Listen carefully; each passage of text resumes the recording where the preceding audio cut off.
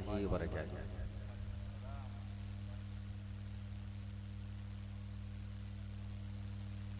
इन्नल हम्दलिल्लाहि नहमदुहु व नस्तईनुहु व नस्तगफिरुह व नऊज़ु बिल्लाहि मिन शुरूरि अनफुसिना व मिन सय्यिआति अअमालिना। मन यहदिहिल्लाहु फला मुदिल्ल लहु व मन युद्लिल्हु फला हादिय लहु। व अशहदु अन ला इलाहा इल्लल्लाहु वहदहु ला शरीक लहु व अशहदु अन्न मुहम्मदन अब्दुहु व रसूलुहु। या अय्युहल्लज़ीना आमनु इत्तक़ुल्लाहा हक़्क़ तुक़ातिही व ला तमूतुन्न इल्ला व अंतुम मुस्लिमून।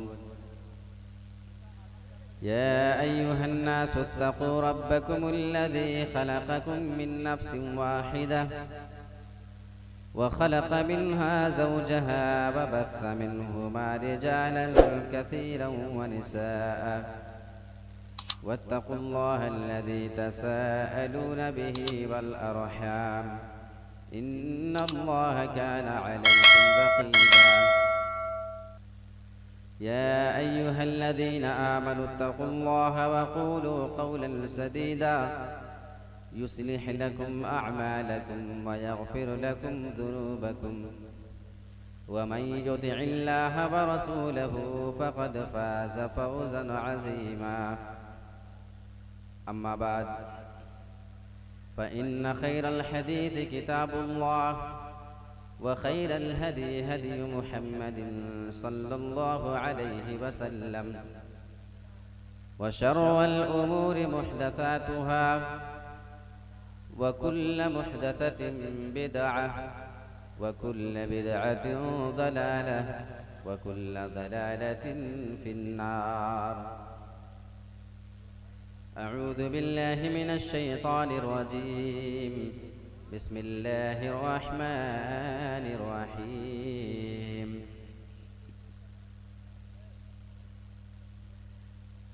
अल्लाहुल्लज़ी खलक़कुम मिन ज़ुअफ़िन सुम्मा जअल मिन बअदि ज़ुअफ़िन क़ुव्वह सुम्मा जअल मिन बअदि क़ुव्वतिन ज़ुअफ़न व शैबह यख़्लुक़ु मा यशाअु व हुवल अलीमुल क़दीर। मुहतरम व मुक़र्रम उलमाए किराम, फुलबंगा और बरहेट के क़ुर्ब व जवार से तशरीफ़ लाए हुए निहायत ही मुहतरम सामईन किराम, बुज़ुर्गों, नौजवान साथियों, अज़ीज़ बच्चों, पर्दा नशीन, ख़वातीन इस्लाम, प्यारी माओ और बहनों,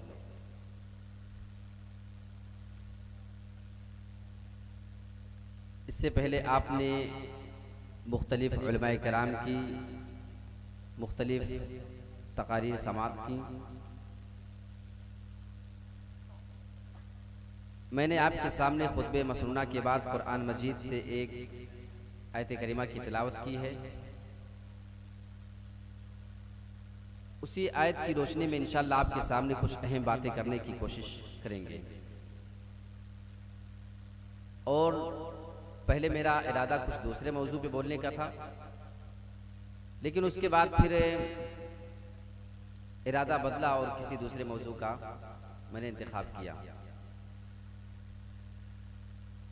अल्लाह रब्बुल आलमीन इस कायनात का तने तन्हा अकेला पैदा करने वाला है और इस कायनात का अकेला वही खालिक है और वही इसका अकेला राज़िक है। पूरी दुनिया में जितने भी जानदार मौजूद हैं, हर एक की रोजी और रोटी का जिम्मा अल्लाह रब्बुल आलमीन ने खुद लेकर के रखा है। दुनिया में कोई ऐसा जानदार नहीं है जिसको अल्लाह रब्बुल आलमीन उसकी रोजी मुहैया ना करता हो। मैं आपके सामने अल्लाह की तौहीद के मुताल्लिक कुछ बातें बताना चाहता हूं। जब तौहीद के सिलसिले में आप बात शुरू करेंगे तो सबसे पहली बात, जो बुनियादी बात है, जो हर एक मुसलमान को जानना इंतहाई ज़रूरी होता है, वो बात यह है कि तौहीद जो अल्लाह रब्बुल आलमीन की है, ये तौहीद की 3 किस्में होती हैं। एक तौहीद रुबूबियत है, और ये हमें पता होना चाहिए कि सिर्फ तौहीद रुबूबियत काफ़ी नहीं है, वरना मक्का के काफिर और मुशरिक भी तौहीद रुबूबियत के कायल थे।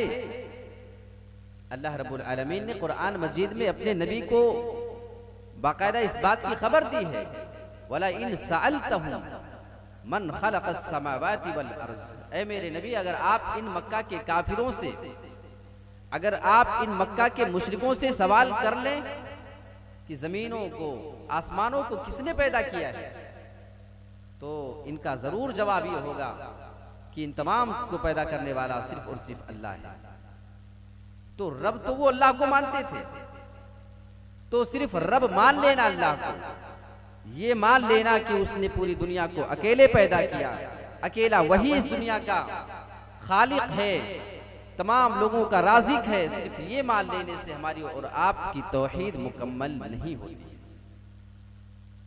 बल्कि तौहीद उलूहियत ये वो तौहीद है जिसको अपनाए बगैर कोई भी आदमी अपने आप को मुसलमान कहलाने का हक नहीं रखता है। तौहीद उलूहियत यानी अल्लाह रब्बुल आलमीन को इलाह मान लेना, अल्लाह रब्बुल आलमीन को अपना माबूद मान लेना, सिर्फ उसी की इबादत करना और उसकी इबादत में किसी को भी शरीक नहीं बनाना। तौहीद रुबूबियत है, तौहीद उलूहियत। एक तीसरी तौहीद जो है वो तौहीद अस्मा व सिफात, यानी अल्लाह के जो नाम अच्छे अच्छे हैं उन पर ईमान लाना, अल्लाह की जो सिफत है उन पर ईमान लेकर के आना। अब एक बुनियादी फर्क आपके सामने यहाँ वाज़ेह हो जाना चाहिए कि अल्लाह रब्बुल आलमीन बहुत सारी सिफात से मुत्तसिफ है। जैसे वो देखता है तो देखने की सिफत से वो मुत्तसिफ है, वो सुनता है, वो सुनने की सिफत से मुत्तसिफ है, उसके हाथ हैं, उसके पैर हैं, अल्लाह हाथ और पैर की सिफत से मुत्तसिफ है। इन तमाम पर वैसे ईमान लाना लाजिम है, ज़रूरी है, जैसे अल्लाह रब्बुल आलमीन ने खबर दिया है और जैसे रसूल ने हमें और आपको बताया है। एक फ़र्क है अल्लाह रब्बुल आलमीन की सिफात में और इंसान की सिफात में। देखो, अल्लाह भी देखता है, इंसान भी देखता है, अल्लाह भी सुनता है, अल्लाह भी सुनता है, और इंसान भी अपने कानों से सुनने का काम क्या करता है। लेकिन इसमें फर्क क्या है, ये फर्क का जानना और इस पर ईमान लाना ये हमारे और आपके लिए जरूरी है। अब बहुत सारे लोग कहते हैं कि नहीं, देखो हम अल्लाह रब्बुल आलमीन के लिए फला सिफत को नहीं मानते हैं। क्या वजह है? वजह यह है कि अगर मानेंगे कि अल्लाह की ये सिफत है तो ये मानना पड़ेगा कि बंदों की तरह है, किसकी तरह है ये मानना पड़ेगा। लिहाजा इस बिना पे बहुत सारे ऐसे लोग हैं जो अकीदे में इन्हिराफ का शिकार हैं और अकीदे में गलती पर हैं और अल्लाह के अस्मा व सिफात के सिलसिले में वो इनकार की हद तक चले जाते हैं, या उसमें जो है वो तशबीह करने लगते हैं कि अल्लाह रब्बुल आलमीन की ये सिफत बंदों की तरह है या किसकी तरह है। ये जो है अकीदे में इंसान की खराबी है।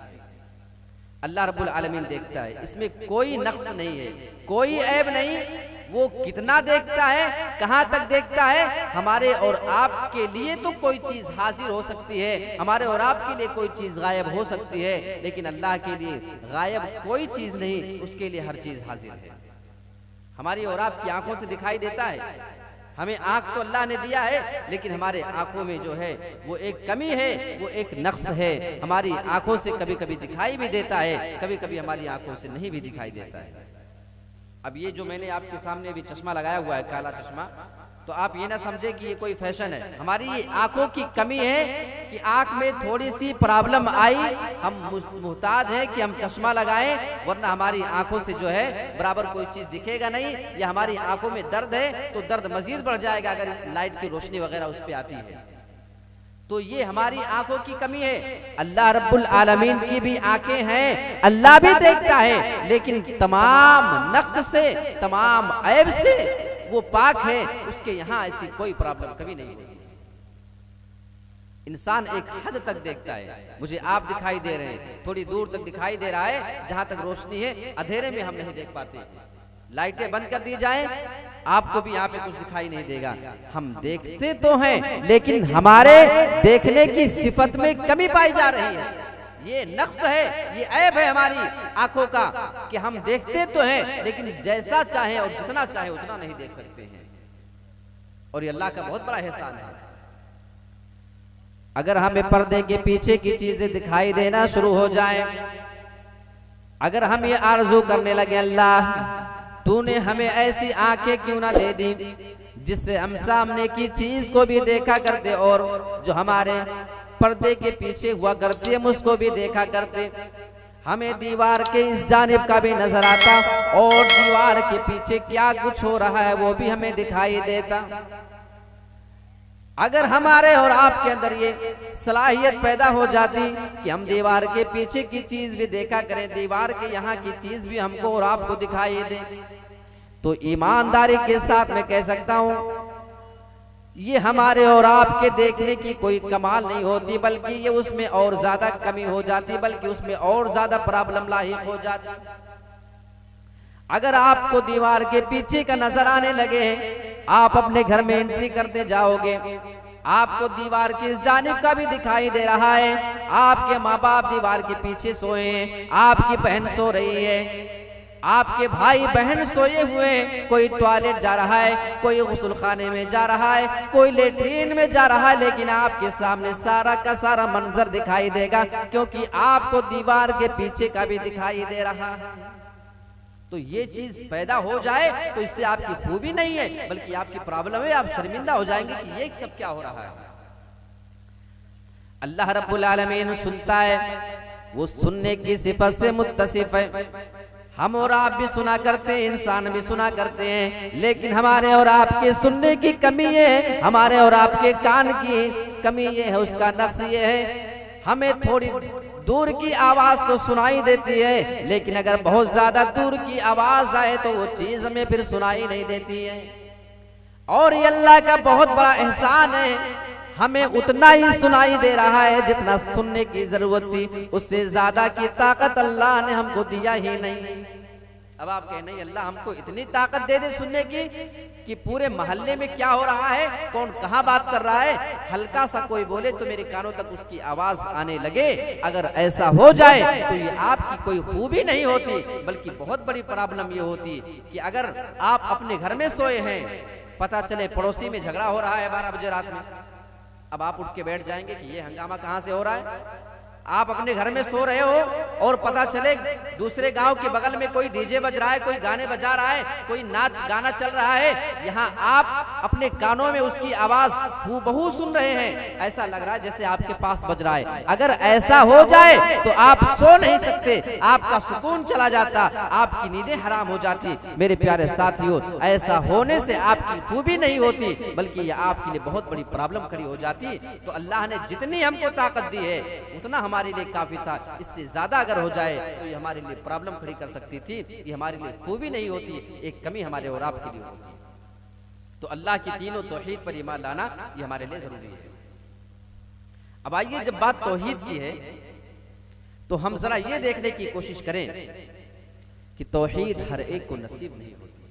हम खुश नसीब हैं, हम मुसलमान हैं, हमें फक्र है, हमें अल्लाह दुनिया की कोई नेमत ना दे, हमें अल्लाह दुनिया की कोई दौलत ना दे, अगर सिर्फ तौहीद वाला बना दे, अगर सिर्फ मुवहिद बनाकर इसी तौहीद पर हमारा खात्मा अल्लाह ताला अगर कर देता है, अल्लाह की कसम ये हमारे और आपके लिए पूरी दुनिया की नेमत से ज्यादा बढ़ करके है और पूरी दुनिया की दौलत से ज्यादा बढ़ करके है। वरना कल कयामत के दिन बहुत सारे लोग जब जहन्नम के अंदर चले जाएंगे, जहन्नम में जाने की वजह यह है कि वो ईमान वाले नहीं हैं, वो दुनिया में मुसलमान नहीं हुआ करते थे, वो जहन्नम के अंदर आरज़ू करेंगे काश कि वो भी इस्लाम लेकर के आए होते, काश वो भी मुसलमान हो गए होते, तो आज उनको जहन्नम के अंदर नहीं जाना पड़ता।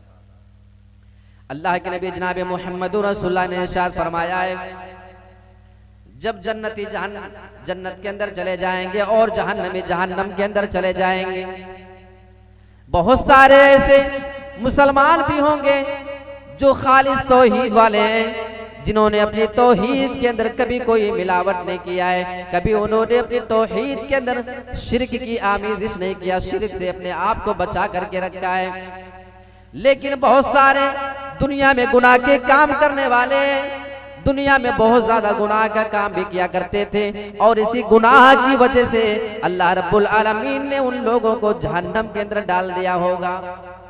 जब तौहीद वाले जहन्नम के अंदर जाएंगे तो जो काफिर और मुशरिक उनके पास होंगे वो उनका मजाक उड़ाएंगे, वो कहेंगे तुम दुनिया में बहुत बड़े तौहीद वाले बना करते थे, तुम दावा किया करते थे हमें तौहीद हमारी जहन्नम से बचा लेगी और तौहीद की वजह से हम जन्नत में चले जाएंगे, फिर तुम्हारी तौहीद ने तुम्हें क्या फायदा पहुंचाया है? हम जहन्नम में जल रहे हैं क्योंकि हमने कुफ्र किया था, हमने अल्लाह का इनकार किया था, हमने अल्लाह के साथ शिर्क किया था, लेकिन तुम तो तौहीद वाले थे, तुम जहन्नम के अंदर कैसे आ गए? ये मजाक उड़ाएंगे। जब उनकी जानिब से मजाक उड़ाया जाएगा, अल्लाह रब्बुल आलमीन उसी टाइम पे अपने तौहीद वाले बंदों को, अपने उन बंदों को जो अल्लाह की तौहीद में किसी को शरीक नहीं बनाया करते थे, अल्लाह ताला उनको जहन्नम से निकाल करके जन्नत के अंदर डाल देगा। जब ये मंजर काफिर देखेंगे, मुशरिक जब ये मंजर देखेंगे कि तौहीद की वजह से उन लोगों को जहन्नम से निकाल दिया गया है, कुरान मजीद में अल्लाह रब्बुल आलमीन ने उनकी आरज़ू का तस्करा किया है। वो आरज़ू करेंगे लौ कानू मुस्लिमीन, काश कि ये भी मुसलमान हो गए होते। जब दुनिया में लोग इस्लाम कबूल कर रहे थे, दुनिया में लोग इस्लाम के ऊपर अमल कर रहे थे, काश हमने भी इस्लाम को कबूल कर लिया होता, काश हमने भी तौहीद को अपना लिया होता, तो आज हम भी जहन्नम से निकल करके जन्नत के अंदर चले जाते। लेकिन तौहीद सबके नसीब में नहीं।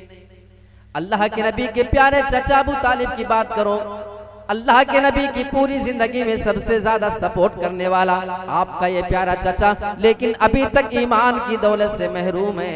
मेरे प्यारे साथियों, पूरी जिंदगी तो तौहीद नहीं अपना सके थे, लेकिन वो मौत के आखिरी टाइम पर भी तौहीद नहीं अपना सकते हैं। अल्लाह के नबी जब उनके इंतकाल के टाइम पे उनके पास जाते हैं, आप उनके कान में बार बार ये बात कह रहे थे, ऐ मेरे प्यारे चचा, आप एक बार अपनी जबान से कलमे ला इलाहा इल्लल्लाह कह दीजिए, कुल ला इलाहा इल्लल्लाह। ऐ मेरे प्यारे चचा, आप एक बार अपनी जबान से कलमे तौहीद का इकरार कर लें। कलिमतन, ये एक ऐसा कलमा है, आप अपनी जबान से एक मर्तबा अदा कर दें, अशहदु लका बिहा इंदल्लाह, मैं अल्लाह रब्बुल आलमीन से आपके लिए सिफारिश करूंगा, मैं अल्लाह रब्बुल आलमीन से आपके लिए सिफारिश कर लूंगा। अल्लाह के नबी बार बार कलमे की तलकीन कर रहे थे।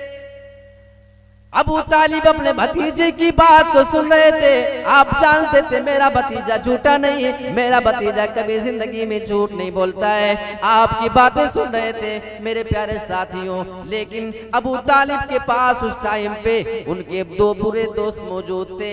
एक का नाम है अबू जहल और दूसरे का नाम है अब्दुल्ला बिन अबू उमैया। यहाँ अल्लाह के नबी इस्लाम पेश कर रहे हैं, कलमे तौहीद कहने के लिए बार बार मुखातब कर रहे हैं, लेकिन वो दो बुरे दोस्त उनकी जबान से बार बार ये जुमला निकल रहा था, ऐ अबू तालिब, क्या तू अपने भतीजे के कहने की वजह से अपने बाप दादा के दीन को छोड़ने के लिए तैयार हो जाओगे? क्या तुम इस्लाम कबूल कर लोगे? अगर तुमने ऐसा कर लिया तो लोग तुम्हारे बारे में क्या क्या फिर बातें बनाएंगे। अब आप जरा अंदाजा करो, नबी के प्यारे चचा, आपका ये वो चचा है जिससे अल्लाह के नबी सबसे ज्यादा मोहब्बत किया करते थे। आप अपने तमाम चचाओं में जहां दूसरे चचा से आप मोहब्बत किया करते थे, आपके चचा अबू तालिब आपके दिल के बहुत ही ज्यादा करीब रहा करते थे। अल्लाह के नबी बार बार कह रहे थे आप जरा अंदाजा लगाओ चाचा के इंतकाल का टाइम करीब है। यहाँ आप बड़े बड़े लोगों को दावत दिया करते थे, बड़े से बड़े काफिर को आपने जिंदगी में दावत दिया, बड़े से बड़े मुशरिक को, बड़े से बड़े सख्त दिल आदमी को आपने जब दावत का पैगाम दिया, आपने इस्लाम की जाने बुलाया, उन्होंने इस्लाम को कबूल कर लिया। यहाँ आपके प्यारे चचा हैं, आपके बुलाने पर भी इस्लाम कबूल नहीं कर रहे हैं, फिर आपके दिल पर क्या बीत रही होगी। ये उस नबी की दावत थी जिस नबी के बारे में कुरान में अल्लाह ऐलान करता है, ऐ मेरे प्यारे नबी वदाइयन इलल्लाहि बिइज़्निही, हमने आपको अल्लाह की तरफ दावत देने वाला बना करके भेजा है। आपकी जबान में तासीर है, आपके काम में बड़ी बरकत है। आप जिसको भी दावत दिया करते हैं तो ज्यादा उम्मीद हुआ करती है कि वो आपकी दावत को फिर कबूल कर लिया करते हैं। और बड़े से बड़े लोग आपकी बात को समझ जाया करते थे, लेकिन आपके चचा को आपकी बात समझ में नहीं आ रही है। इसकी वजह ये कि इतना बड़ा पैगंबर, इतना बड़ा नबी, इतना बड़ा अल्लाह की तरफ बुलाने वाला यहाँ अल्लाह की जानिब बुला रहा है, और वहाँ उनके दो बुरे दोस्त वहाँ पे बार बार उनको गैरत दिला रहे थे, शर्म दिला रहे थे, खबरदार अपने भतीजे के कहने की वजह से इस्लाम कबूल ना कर लेना। बुरे दोस्तों की बात गालिब आती है। इंतकाल के टाइम पे जो उनकी जबान से जुमला निकला था वो जुमला ये था कि मैं अपने बाप दादा के दीन पर मर रहा हूँ, मैं इस्लाम को कबूल नहीं कर रहा हूँ। मेरे प्यारे साथियों, अल्लाह के नबी सल्लल्लाहु अलैहि वसल्लम समझ चुके थे कि बुरे दोस्त का मामला कितना खतरनाक हो सकता है। उठाओ अबू दाऊद की एक रिवायत, अल्लाह के नबी सल्लल्लाहु अलैहि वसल्लम ने कुछ अल्फाज यूं दोस्तों के बारे में इरशाद फरमाए, अर्रजुलु अला दीन खलीलिही फलयंजुर अहदुकुम मन युखालिल। अबू दाऊद के अल्फाज हैं, अल्लाह के नबी इरशाद फरमाते हैं आदमी अपने दोस्त के दीन पर कायम होता है। लिहाजा अगर किसी आदमी से तुम्हें दोस्ती करना हो, कोई आदमी अगर किसी से दोस्ती करना चाहता हो तो अच्छे से गौर कर ले, अच्छे से समझ ले, देख ले, उस आदमी के बारे में जांच परख कर ले, फिर बहुत ही सोच समझ करके किसी आदमी से दोस्ती किया करे। क्योंकि बात सलफ में से एक सलफ का ये कौल है, अस्साहिबु साहिबु, कि दोस्त खींचने वाला होता है, यानी दोस्त जिस रविश पर होता है, दोस्त जिस रूट पर चल रहा होता है, दोस्त जिस काम पर लगा हुआ होता है, वो चाहता है कि उसका दोस्त भी वैसा अमल करे, वो चाहता है कि उसका दोस्त भी वैसा ही काम करे जैसा काम वो खुद कर रहा होता है। लिहाजा अल्लाह के नबी सल्लल्लाहु अलैहि वसल्लम ने फरमाया कि दोस्ती करना तो बहुत सोच समझ के करना, हो सकता है वो तुम्हारे ईमान में बिगाड़ का सबब बन जाए, हो सकता है वो तुम्हारे दीन में बिगाड़ का सबब पैदा कर दे। मेरे प्यारे साथियों, इन तमाम चीजों पे हमें भी गौर करने की जरूरत है। तो तौहीद सबको नसीब नहीं होती है। अच्छा, आइए जरा ये देखते हैं, अल्लाह रब्बुल आलमीन ने कुरान मजीद के अंदर जहां हमें ये बताया है कि वो अकेला इबादत का मुस्तहिक है, उसकी तौहीद के बहुत सारे फायदे हैं, उन्हीं में से अल्लाह रब्बुल आलमीन ने बाज नबियों के वाकयात का तज़किरा किया है, और उनकी मुसीबत के टाइम पे अल्लाह ताला की तौहीद ने जो उनको फायदा पहुंचाया था, अल्लाह रब्बुल आलमीन ने सूरतुल अंबिया के अंदर आयत नंबर 69 में अल्लाह ताला ने हजरत इब्राहिम अलैहिस्सलाम की मुसीबत का तज़किरा किया है। हजरत इब्राहिम अलैहिस्सलाम को आग के कुएं के अंदर डाल दिया गया था। आग इतनी ज्यादा जलाई गई थी, लकड़ियां इतनी ज्यादा इकट्ठा कर दी गई थी आग जलाने के लिए, यहाँ तक ये कहा जाता है कि अगर उस लकड़ी से, उस आग से एक गांव जलाया जाता तो पूरा गांव का को जलाने के लिए वो लकड़ी काफी हो जाती। अब आप जरा अंदाजा लगाओ कि हजरत इब्राहिम अलैहिस्सलाम पे कितनी बड़ी मुसीबत है, लेकिन वो अल्लाह की तौहीद की जानिब लोगों को बुला रहे हैं। आप अपनी तौहीद से कभी बाज नहीं आ रहे हैं। आगे के कुएं में उनको डाल दिया जाता है। हजरत इब्राहिम अलैहिस्सलाम ने इस मुसीबत के टाइम पे सिर्फ अल्लाह को पुकारा है और अल्लाह रब्बुल आलमीन से मदद चाहिए। अब आप यहाँ तो इजरा देखो, बड़े बड़े नबी, बड़े बड़े लोग जब मुसीबत में फंसा करते थे तो सिर्फ एक अल्लाह को पुकारा करते थे। अल्लाह फरमाता है वकुल्ला या नारु कूनी बरदन व सलामन अला इब्राहिम। हमने आग को ऑर्डर कर दिया, जब आग में उनको डाल दिया गया, हजरत इब्राहिम अलैहिस्सलाम ने अल्लाह को मदद के लिए पुकारा था। अल्लाह को जब पुकारा तो अल्लाह ने उनकी मदद के लिए बारिश नाजिल नहीं किया। बारिश आ जाती तो आग ऑटोमेटिक बुझ जाती। अल्लाह अगर चाहता किसी फरिश्ते को नाजिल कर देता, फरिश्ता आ जाता, आग को बुझा देता। अल्लाह ठंडी हवाओं को ऑर्डर कर देता, ठंडी हवाएं उस आग को बुझा देती। लेकिन अल्लाह रब्बुल आलमीन ने इनको हुक्म नहीं दिया, बल्कि इब्राहिम अलैहिस्सलाम ने अल्लाह को पुकारा था। अल्लाह फरमाता है हमने आग को ऑर्डर कर दिया, कूनी बरदन व सलामन अला इब्राहिम। ऐ आग, आज तू इब्राहिम को जला नहीं सकती है, तू मेरे ऑर्डर से चीजों को जलाया करती है। तेरे अंदर जो जलाने की ताकत पैदा होती है वो तेरी वजह से नहीं, तेरे अंदर ऐसी कोई सलाहियत नहीं है, बल्कि मेरे हुक्म से तू ये काम किया करती है। आज मेरा हुक्म ये है कि तू इब्राहिम के लिए ठंडी बन जाना, और सिर्फ ठंडी ना बन जाना, वरना ऐसा ना हो कि इतनी ज्यादा ठंड लग जाए इब्राहिम को कि वो परेशान हो जाए। व सलामन इब्राहिम पे तू सलामती वाले बन जाना। और सूरह अंबिया पढ़ते पढ़ते जाएंगे आप, आयत नंबर 87 और 88 उठाकर आप देखें, वहां पे अल्लाह रब्बुल आलमीन ने एक और तौहीद का फायदा बयान किया है। हजरत यूनुस अलैहिस्सलाम का मामला जिक्र हो रहा है। पानी में उनको डाल दिया गया है, समंदर में उनको फेंक दिया गया है, मछली ने उनको निगल लिया है, मछली के पेट में जा चुके हैं। अल्लाह रब्बुल आलमीन इस मामले का तज़किरा अपने कुरान में करता है, फनादा फिज़्ज़ुलुमाति अल्ला इलाहा इल्ला अंता।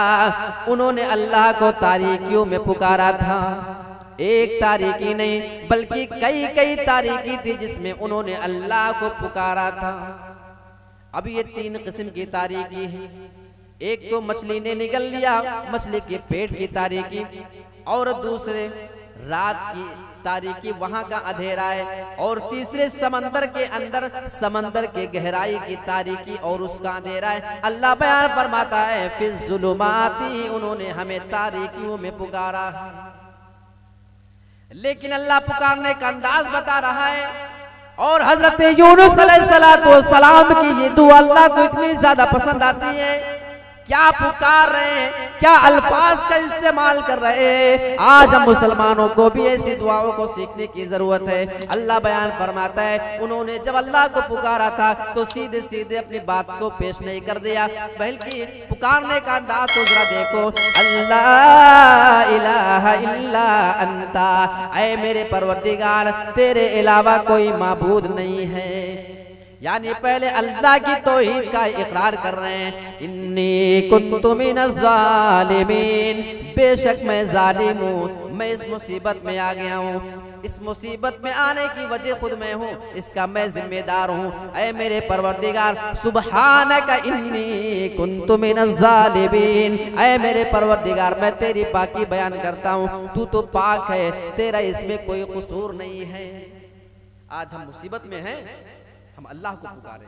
आज हम परेशानी में मुब्तला हैं, हम अल्लाह को पुकारे और ये सोचने की कोशिश करें कि जो हमारे ऊपर मुसीबत आती है इसके जिम्मेदार हम हैं, इसमें अल्लाह का कोई कसूर नहीं है, बल्कि हम खुद अपने अमल की वजह से मुसीबत में फंसा करते हैं। तो जब अल्लाह को इब्राहिम हजरत यूनुस अलैहिस्सलाम ने इस अल्फाज के साथ पुकारा तो रब भी कुरान मजीद के अंदर ऐलान करता है, फनादा फिज़्ज़ुलुमाति अल्ला इलाहा इल्ला अंता।